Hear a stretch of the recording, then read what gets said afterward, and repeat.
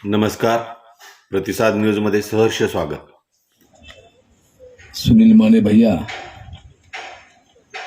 या तालुक्याचे माजी सभापती देवराव पाटील, शहाजीराव क्षीरसागर, त्याचप्रमाणे माजी जिल्हा परिषद सदस्य जितेंद्रदादा पवार, माजी सभापती प्रणव ताटे, advocate Shamrao Deshmukh, market committee संचालक उद्धवराव फाळकेअप्पा, सोमनाथ जाधव, त्याचप्रमाणे TR साळुंखे साहेब, या ठिकाणी उपस्थित असलेले कोरेगाव तालुक्याचे माजी उपसभापती कांतीलाल पाटील तात्या, संभाजीराव गायकवाड, मानसीराव जगदाळे, रहमतपूरचे माजी नगराध्यक्ष आनंदराव कोरे, दिलीपराव कदम, सौ संगीताताई साळुंखे, श्रीमती प्रभावती माळी, कारखान्याच्या व्हाईस चेअरमन लक्ष्मीताई गायकवाड, सौ शारदा पाटील, सर्व या ठिकाणी उपस्थित सर्व संचालक, माजी संचालक, सर्व सभासद, शेतकरी, कारखान्याचे कार्यकारी संचालक आबासाहेब पाटील, त्यांचे सर्व सहकारी,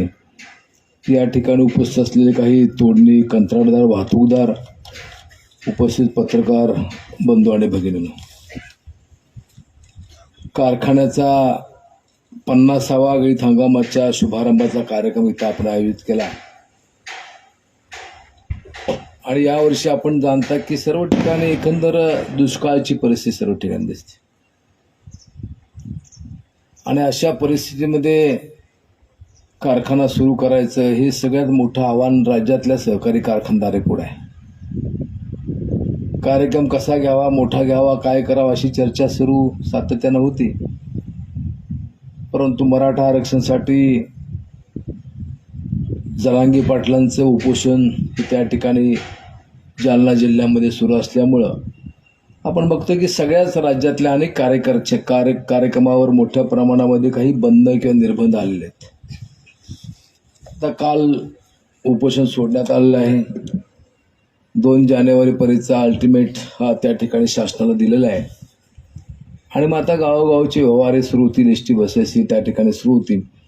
पण आपला कार्यक्रम अगोदर ठरला आणि मग बऱ्याच जणांचं म्हणणं असं की 50वा हंगाम आहे तर चेअरमनच्या हस्ते करावा आणि त्याप्रमाणे मला हा बहुमान दिला. माझा संचालक मंडळाने सन्मान केला. याबद्दल सुद्धा सर्वांचे अतिशय मनापासून या ठिकाणी मी आभार मानतो. आपल्या कारखान्याचा पहिला हंगाम हा 19 ऑक्टोबर 1974 रोजी झाला, ज्याचा सुनील माने भैयाने उल्लेख केला की 50वा हंगाम हा इथे होतोय.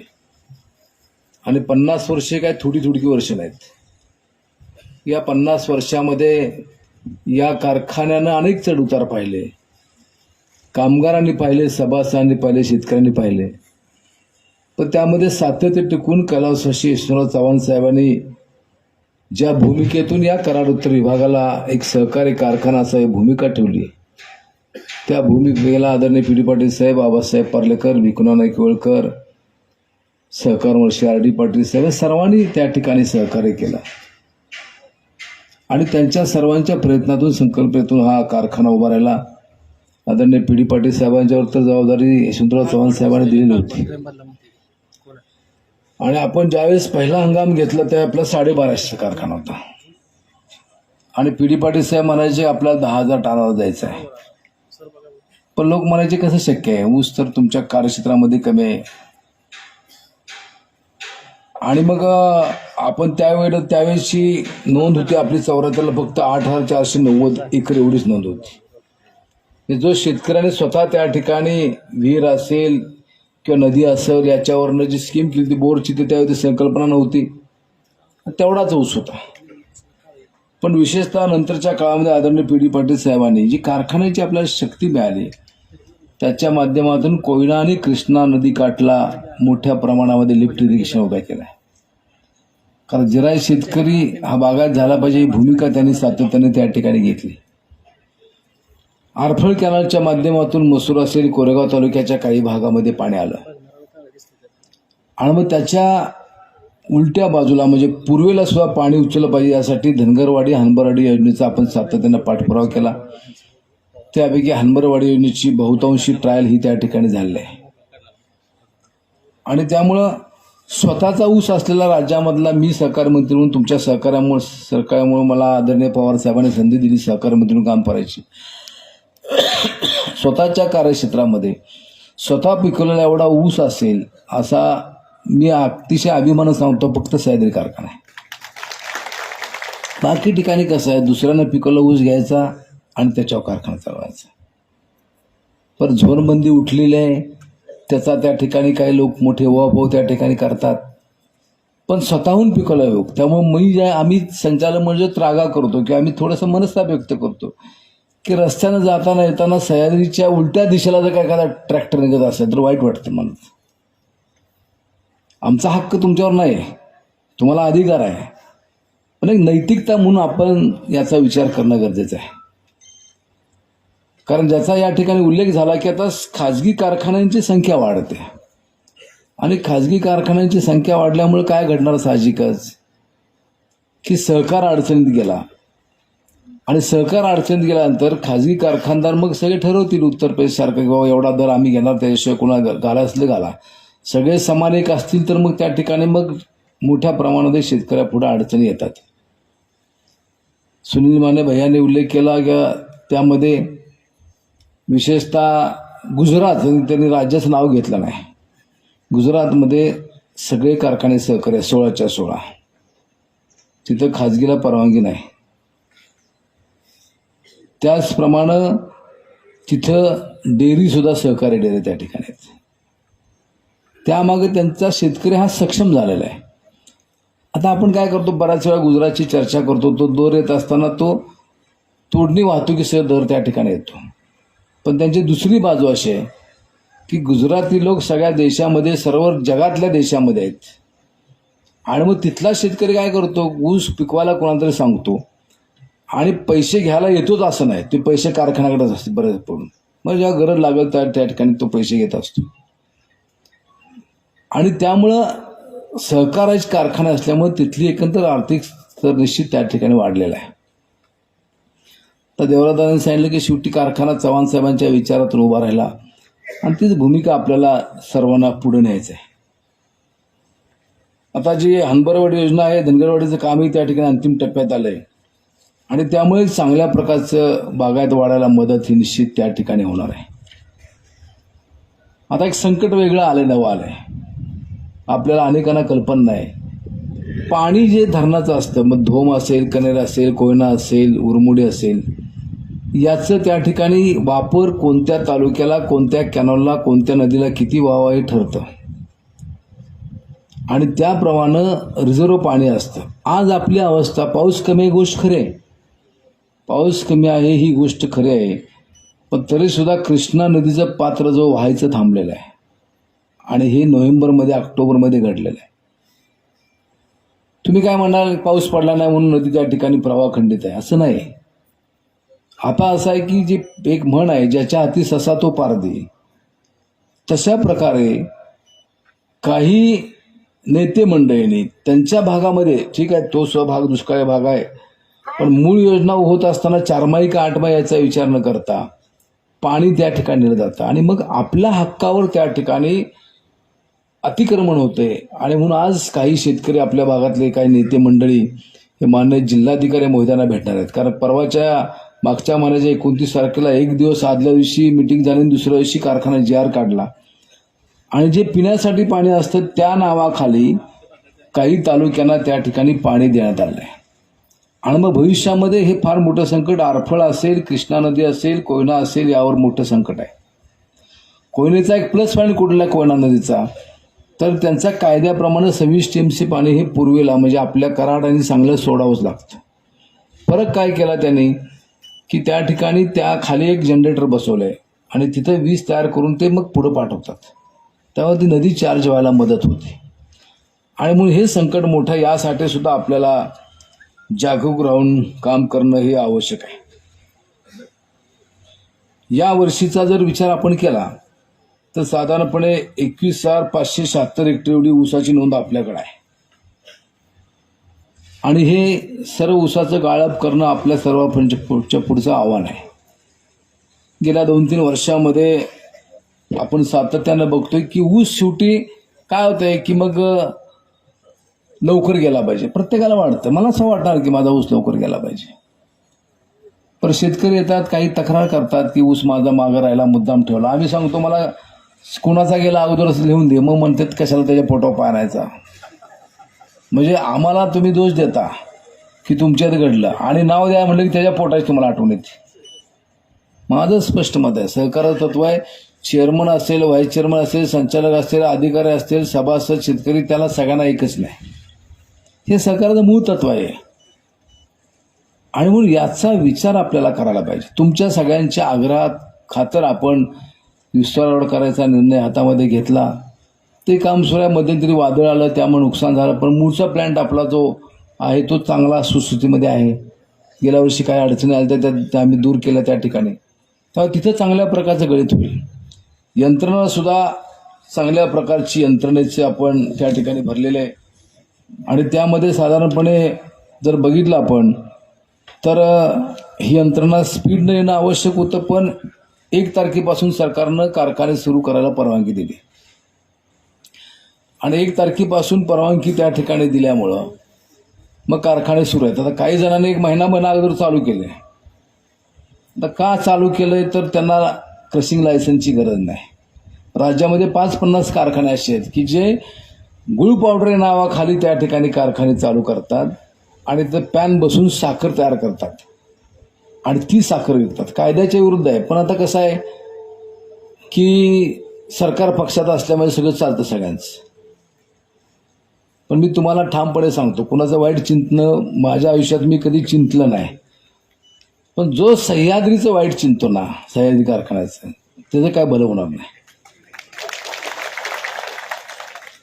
मग कायदेशीर काही गोष्टी त्या ठिकाणी सुरू आहेत, काही कारखान्याचे अटॅचमेंट झालेले आहे. आमचं म्हणणं असं आहे की आम्ही पिकवलेलं ऊस, आम्ही आमची मालकी नाही, पण सहकार आहे, त्यामध्ये ताकद फार आहे. आणि म्हणून त्यासाठी सहकार्य होणं आपणा सर्वांच्याकडून मी अपेक्षित या ठिकाणी घेतो.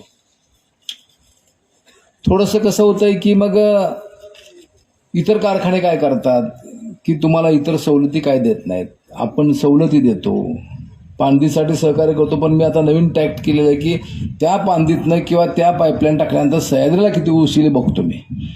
नाहीतर सहकारी कारखान्याला पाईप द्यायच्या, त्यांनी रस्ते करायचे आणि ऊस खाजगी कारखान्याला, हे आपल्याला परवडणार नाही. साखर आपण देतो, साखर इतर कारखाने काय करतात, बाहेर ऊस घातला की त्याचं कार्ड लॉक करतात, आपण लॉक करत नाही. पण कधी त्याचा विचार करावा लागेल ना त्याचा कधीतरी. मग प्रामाणिक शेतकऱ्यांच्यावर अन्याय का आपण करायचा आणि उलट आणि त्याचं आपण संचालक मंडळानं आम्ही ऐकून घ्यायचं, हे बरोबर नाही. आणि त्यामुळं यावर्षी माझी आपल्या सर्वांना अतिशय, मी जनरल सेवेला सांगितलं, आजही सांगतो, आपला स्वतःचा आपल्या पै पाहुण्याचा मित्राचा ऊस हा सहकारी कारखान्यालाच त्या ठिकाणी गेला पाहिजे, या दृष्टीनं आपण सर्वांनी त्यांना विनंती करायला पाहिजे. आम्ही सहसंचालक सर्वजण गावोगाव फिरून ते सांगणार आहोत. पण त्याचा विचार आपण करा. कारण मी मोठेपणा म्हणून सांगत नाही, पण सहकारी कारखान्यामधलं मानांकन म्हणून आपल्या कारखान्यात पाहिलं जातं. मानांकन याचा अर्थ बाबा याची एकंदर कामाची पद्धत, दराची पद्धत ही बघितली जाते. आपण जर अडचणीत आलो तर मग ज्यांच्या मनामध्ये त्या ठिकाणी खाजगीकरण मोठ्या प्रमाणावर करायचे त्यांचं त्या ठिकाणी फावतंय. आणि म्हणून त्या दृष्टीनं आपण सर्वांनी सहकार्य करणं आवश्यक आहे. गाळप क्षमता करत असताना आपली जी जुनी मिल होती 2200 मेट्रिक टनाची, ती आता आपण त्याचं आता गव्हाण पूजन केलेलं आहे, ती चालणार आहे, पलीकडची चालणार आहे. पण ज्यावेळेस आपला मूळ प्लॅन्ट चालू होईल त्यावेळी लहान मिलन 74 सालचा बॉयलर आपण बंद करणार, काय त्याचा मेंटेनन्स वाढतोय.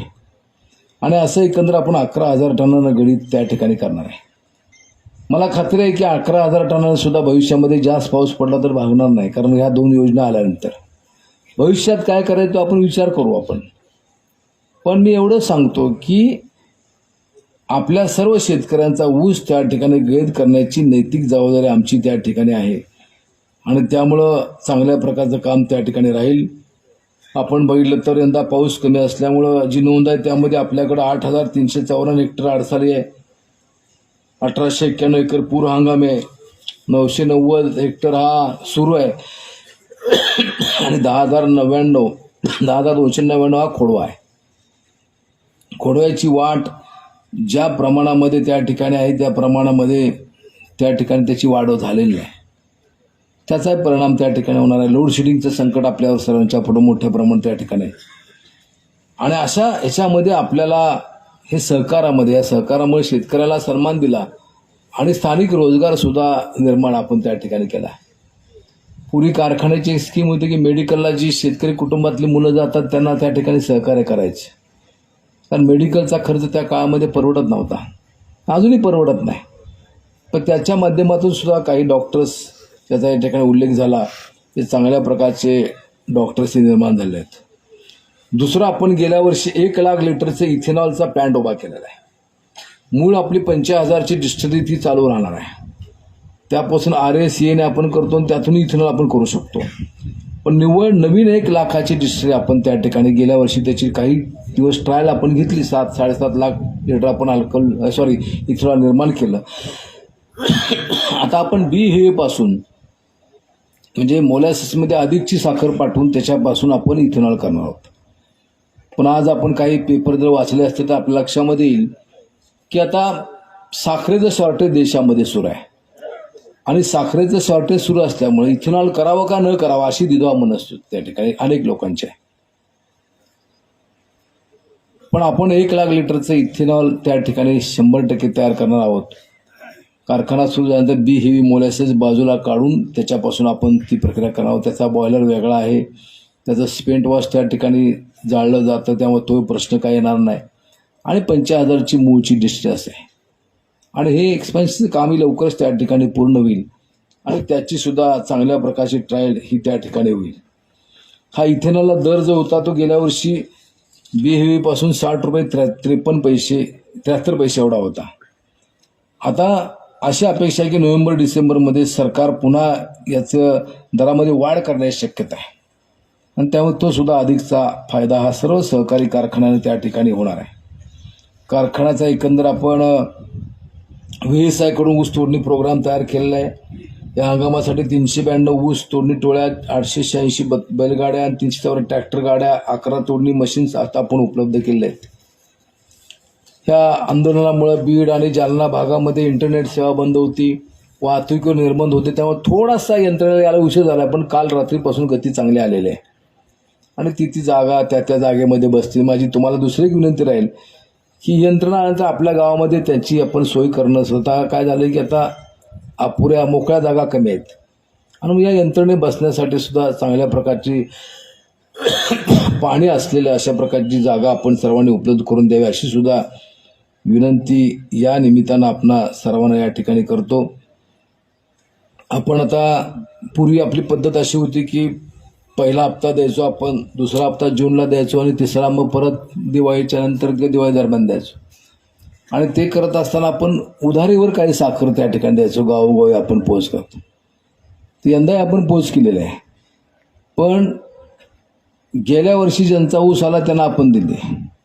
आता त्यांनी आपल्याला ऊस घातला पाहिजे तर वसूल होईल, नाही तर वसूल झाला नाही तर परत काय लोकांना बरं वाटेल. पण हे काय साहेब वर्षी कॉम्प्युटर सिस्टम असल्यामुळे कधीतरी तुमचा ऊस आला की माणूस का सुटत नाही, कधीतरी. पण माझी विनंती आहे, हात जोड नम्रपणे विनंती आहे की कृपा करून असा विचार कोणी करू नका. आम्ही सहकाराच्या माध्यमातून प्रामाणिकपणे काम करतोय. मशिनरीचं ओव्हरऑलिंगचं कामं आम्ही केले. परवा मी कर्मचारी अधिकाऱ्यांची मीटिंग घेतली. त्या कर्मचाऱ्यांनी सुद्धा मला ॲश्युरन्स दिला की आम्ही यावर्षी कमीत कमी नुकसान होऊन त्या ठिकाणी चांगल्या प्रकारचं गळीत हे आम्ही त्या ठिकाणी घेऊ, अशी त्या ठिकाणी त्यांच्याकडून ही अपेक्षा निश्चित त्या ठिकाणी आहे. आणि त्यामुळं हा हंगाम जरी राज्यातल्या इतर कारखान्यांना अडचणीचं वाटत असतं तर आपल्याला माझ्या माहितीप्रमाणे आपल्या सर्वांनी सहकार्य केलं तर एक चांगल्या प्रकारचा हंगाम हा त्या ठिकाणी पार पडेल आणि तो चांगल्या प्रकारे पार पडेल. आता एकंदर एक दुसरी मागणी केंद्र सरकारकडे मी मंत्री असल्यापासूनची आपण करतोय की आता कसं आहे की साधारणपणे 3100 रुपयाच्या खाली कुणी साखर विकायची नाही. म्हणून राज्य साखर संघानं किंवा सरकारनं त्या काळामध्ये माझं आणि माननीय मुख्यमंत्री महोदय आणि उपमुख्यमंत्री या सहीनं पत्र आम्ही दिलं की जे 3100 रुपयाचा बेस तुम्ही बॉटम घातलाय तो 3600 करा. अगोदर मागणी होती 3400 करा, मग एसला 3400 करा, एमला थोडा जास्त या, पुन्हा 3600 करा, अशी मागणी त्या ठिकाणी झाली. आता साखर काही आता दिवाळी का दसऱ्या दरम्यान 3400, 3500, अगदी 3700 रुपयापर्यंत सुद्धा गेली. ₹1400 सुद्धा त्या ठिकाणी गेले. पण सरकारनं ही किंमत वाढवली पाहिजे. ती किंमत वाढवली तर काय होईल की बँक जास्त रक्कम आपल्याला उपलब्ध करू शकेल. आता असं आहे की आता ही कसरत आहे, सगळ्याच कारखान्यांची आहे, सगळ्या सहकारी कारखान्यांची कसरत आहे. पण कायद्याप्रमाणे FRP ते सगळ्यांना द्यावेच लागते, त्यातून कुणाला सुट्टी नसते. मी सहकार मंत्री असताना पहिलं वर्ष असं होतं की 100% FRP राज्याने दिली होती. यावर्षी काय घडलं की बऱ्याच कारखाने FRP दिले नाही आणि शेतकरी सुद्धा विसरतो, त्याने दिले नाही तर ठीक आहे दिल पुढा म्हणून मग पुन्हा ऊस त्याला घालतो. तर याचा सुद्धा विचार हा आपल्याला सर्वांना त्या ठिकाणी करणं हे आवश्यक आहे. आज हा कार्यक्रम आपण घेतला, थोडासा सकाळची वेळ घेतली की सकाळचा एक मुहूर्त होता आणि दुपारचा होता, म्हणजे सकाळी आपण लवकर मुहूर्त घेतला आणि गळीत हंगामाचा शुभारंभ आपण या ठिकाणी केलेला आहे. अडचणी सर्वच इंडस्ट्रीला आहेत, पण त्यावर मात करण्याचा आमचा तुमच्या सर्वांच्या प्रयत्नातून संचालक मंडळाचा प्रयत्न निश्चित त्या ठिकाणी राहील. आपण आतापर्यंत सहकार्य केलं असं सहकार्य पुढे सुद्धा आम्ही अपेक्षित धरतो. आणि असं म्हटलं जातं की 45-50 वर्षांतर कारखानदारीमध्ये नवीन बदल येतात आणि मग नवीन प्लॅन्ट आपण घेताना त्या पद्धतीनं आपण त्या ठिकाणी प्लॅन्ट घेतलेला आहे. आणि 50 वर्ष हा काय थोडा काळ नाही. 1250हून आपण 7,500-9,000 टनापर्यंत गेलो, काही वेळेला 10,000चे घेतले आणि आता 11,000 आपला बेसिक राहणार आहे. पण थोडीशी वाढ त्यामध्ये सुद्धा होणार आहे, ते काही जाहीर मी बोलू इच्छित नाही, पण त्यामध्ये ती वाढ सुद्धा राहणार आहे. म्हणजे 11 म्हणजे अगदी नेक टू नेक 11 चालणार नाही, त्याच्या पुढं प्लस त्या ठिकाणी चालेल. आणि त्यामुळं चांगल्या प्रकारचा गळीत होईल, चांगल्या प्रकारचा उतारा हा त्या ठिकाणी निश्चित प्रकारे मिळेल. आपण शेती विभागाच्या वतीनं काही चर्चासत्र घेतो, चांगल्या प्रकारची जोपासना होण्यासाठी सुद्धा आपण नेहमी मार्गदर्शन त्या ठिकाणी करत असतो आणि त्याचा सुद्धा लाभ अनेक शेतकरी बंधू हे त्या ठिकाणी घेत असतात. ड्रीपचा देवरादादाने उल्लेख केला. ड्रीपसारखं आता अलीकडं पूर्वी कसं होतं की ड्रीपनं लोक म्हणायचे शक्यच नाही, पण आता ड्रीपमुळे असं लक्षात आलंय की ड्रीपमुळे जास्तीत जास्त उत्पन्न हे त्या ठिकाणी मिळतंय आणि त्याचा सुद्धा अवलंब अनेक मंडळी त्या ठिकाणी करतायत. कारखान्यांच्या वतीनं काही आपण 50% शेतकऱ्याचे 50% उधारीवर आपण त्या ठिकाणी ती वसुली करायची काम सुद्धा आपण त्या ठिकाणी करतो आणि त्यामुळं निश्चितच उत्पन्न वाढायला मदत ही त्या निमित्तानं निश्चित त्या ठिकाणी होते. या हंगामाच्या निमित्तानं सर्व संचालक मंडळानं आपल्या सर्वांनी माझ्या हस्ते हा हंगाम या ठिकाणी करण्याचा निर्णय घेतला. आपण आपल्या डिस्टिलरीचा जो कार्यक्रम आहे तो डिस्टिलरी सुद्धा आपण एक वेगळा घेऊ आणि दुसरा असा आहे की आपला जो मूळ विस्तारावर आपण करतोय त्याच्या तो अंतिम टप्प्यामध्ये तोही कार्यक्रम आपण एक चांगल्या प्रकारचा घेऊ. कारण 50 वर्षानंतर ही क्रांती त्या ठिकाणी घडते आणि सहकारातला कारखाना सर्वात जास्त सभासद असलेला कारखाना हा निर्णय या ठिकाणी घेते. आणि मग या हंगामाच्या निमित्तानं मी सर्वांना अतिशय मनापासून शुभेच्छा देतो. सर्व अधिकारी, कर्मचारी, सभासद, शेतकरी, सर्व नेते मंडळी, सर्व तोडणी यंत्रणा यांच्या माध्यमातून हा हंगाम चांगल्या प्रकारचा जाईल आणि जावा अशा प्रकारची प्रार्थना मी या निमित्तानं या ठिकाणी करतो. प्रत्यक्ष गळीत हंगाम सुरू होईल आणि ते सुरू झाल्यानंतर मग आपल्या लक्षामध्ये येईल की आम्ही यावर्षी काही बदल त्या ठिकाणी केले, ते आपल्या लक्षामध्ये त्या ठिकाणी येईल. या पुलाचा उल्लेख झाला कारण बरे गेले 15-20 वर्ष मागणी होती की पूल का व्हावा, तर आपलं असं घडलं की आपला गाडी तळ जे आहे केनियार्ड आहे ते पश्चिमेला आहे आणि कारखाना पूर्वेला आहे आणि या रस्त्याची वाहतूक मोठ्या प्रमाणावर वाढलेली आहे. त्यामुळे अनेक वाहनधारक इकडून जातात, मग बैलगाडी थांबू शकत नाहीत, त्यांच्याशी वाद होतात, ट्रॅक्टरवाल्यांशी वाद होतात, ट्रकवाल्यांशी वाद होतात. म्हणून आपण हा निर्णय त्या ठिकाणी घेतला. राज्य सरकारनं सहकार्य त्या ठिकाणी केलं आणि त्यामुळं हा पूल या ठिकाणी होतो. आता माझ्या माहितीप्रमाणे कोपर्डेला सुद्धा रेल्वेचा ब्रिजचं काम लवकरच सुरू होईल. तिथं सुद्धा आपण प्रयत्न केला, मी व्यक्तिशः प्रयत्न केला, त्यामुळे 12 मीटर रुंदी होईल. मसूरच्या पुलाची रुंदी कमी आहे, पण आपण तिथं लक्षात आल्यानंतर धामनेरच्या तुमच्या तर फार कमी आहे. मी तो स्टेट हायवे असून सुद्धा जो नॅशनल हायवेच्या ग्रेडचा आहे तिथं कमी आहे, पण तिथं रुंदी चांगली होईल, इथंही रुंदी चांगली आहे. त्यामुळे या भागातनं जाणाऱ्या लोकांची चांगल्या प्रकारची सोय ही त्या निमित्तानं निश्चित त्या ठिकाणी होणार आहे. मी एवढीच अपेक्षा व्यक्त करतो की आपण सर्वांनी यावर्षी सह्याद्री कारखान्याला ऊस घालून सर्वांनी सहकार्य करावं. सगळी भरलेली वाहनं याच कारखान्याकडे यावी अशा प्रकारची अपेक्षा सुद्धा या निमित्तानं या ठिकाणी व्यक्त करतो आणि माझे शुभेच्छाचे 2 शब्द या ठिकाणी संपवतो. ते संपवत असताना आपण सर्वजण उपस्थित राहिलात, सर्व नेते मंडळी आलेत, आपण कारखान्याबद्दलचा विश्वास व्यक्त केला, याबद्दल सुद्धा आपणा सर्वांना अतिशय मनापासून या निमित्तानं मी धन्यवाद देतो आणि माझ्या शुभेच्छाचे 2 शब्द संपवतो. जय हिंद, जय महाराष्ट्र.